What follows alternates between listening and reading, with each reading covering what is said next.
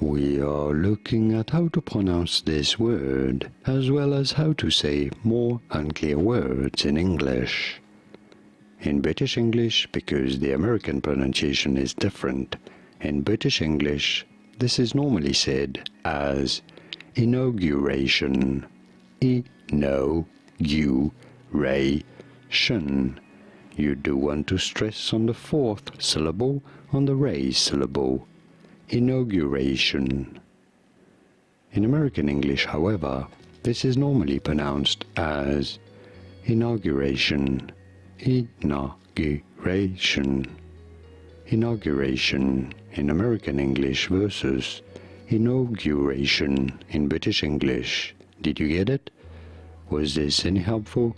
Let me know in the comments. Here are more videos on how to pronounce more words in English whose pronunciations aren't exactly always obvious. I'll see you there to learn more.